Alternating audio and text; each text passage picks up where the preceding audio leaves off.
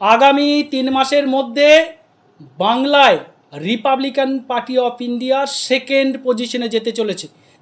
তৃণমূল কংগ্রেস থেকে দলে দলে লিডারশিপ ভেঙে তারা রিপাবলিকে যোগদান করতে আসছে, আরপিআইয়ে যোগদান করতে আসছে। কারণ এই দলটা বাবা সাহেব ভীমরাও আম্বেদকরের আইডিওলজিতে এই দল। 27 লক্ষ মানুষের নাম কাটা গেছে। তাদের হয়ে আমরা কেন্দ্র সরকার এবং রাজ্য সরকারের বিরোধিতা করব।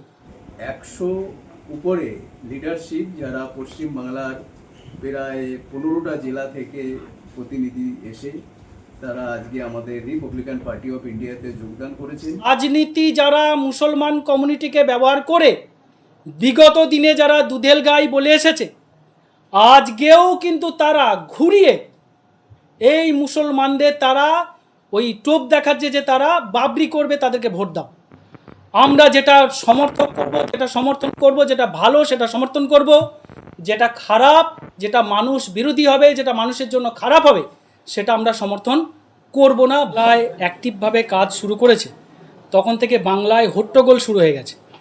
আজকে 28 জুন 2026 তারিখে রিপাবলিকান পার্টি অফ ইন্ডিয়ার রাজ্য অফিসে তৃণমূল কংগ্রেস থেকে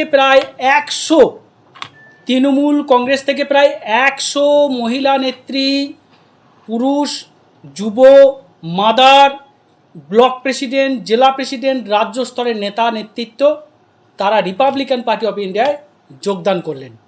এবং শুনলে অবাক হবেন, এই রিপাবলিকান পার্টি অফ ইন্ডিয়ায় আসার জন্য প্রচুর এমএলএ। আজ সকালে আমার কাছে একটি ফোন আসে আমার একটা বন্ধুর মাধ্যমে, যে তার সাথে আমার যদিও অফিসে মিটিং ছিল, সেই এমএলএগুলোর বললো আমরা অফিসে গিয়ে মিটিং করব না, আমাদের একটু স্পেশাল আপনার বাড়িতে আমাদেরকে ডাকুন, সেখানে আমরা একটু আলাদা কথা বলব।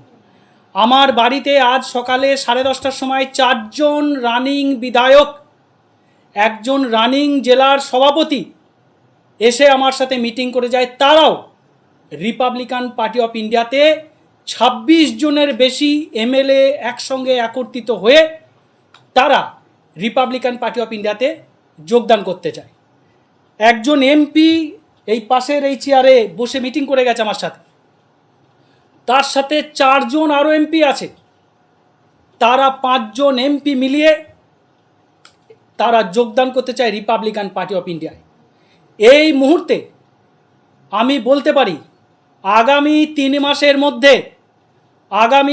মাসের মধ্যে বাংলায় Republican party of India second পজিশনে যেতে চলেছে। যেভাবে তৃণমূল কংগ্রেস থেকে দলে দলে লিডারশিপ ভেঙে তারা রিপাবলিকে যোগদান করতে আসছে, আরপিআইয়ে যোগদান করতে আসছে। কারণ এই দলটা বাবা সাহেব ভীমরাও আম্বেদকরের আইডিওলজিতে এই দল। মুসলিম কমিউনিটিরা, বিশেষ করে মুসলিম কমিউনিটিরা বেশি উৎসাহিত তারা যোগদান করার জন্য।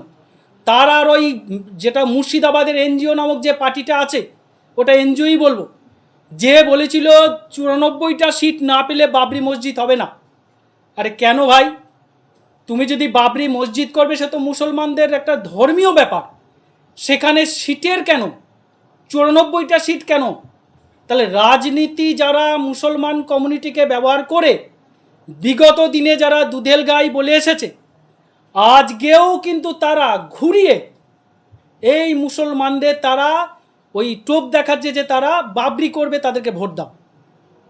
আজকে তারা বাবরি করবে, 94টা সিট পায়নি, বাবরি মসজিদ কাজ হয়নি। তাহলে বাবরি মসজিদের নামে এত ইট উঠলো, সেই ইটগুলো কি হলো? বাবরি মসজিদের নামে এত টাকা উঠলো, সেই টাকাগুলো কি হলো? ওয়াকফ আইনের বিরোধিতা কেন করা হলো না?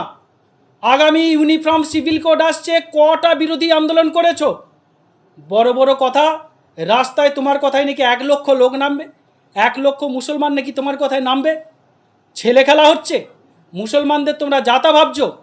আরে আমরা হিন্দু মুসলমান এক সম্প্রদায়, এক হয়ে লড়াই করি এখানে। এটা বাংলা, কোনো রাজনীতি চলবে না হিন্দু মুসলমান নিয়ে। বাবা সাহেব ভীমরাও আম্বেদকরের এটা রাজনৈতিক দল, এখানে মুসলমানরাও আসবে, হিন্দুরাও আসবে, খ্রিস্টানরাও আসবে, সকলে আসবে। যারা রাজনীতি করবে, জাতি বিভাজন করবে, মানুষ তাদের দিকে মুখ ফিরিয়ে নেবে।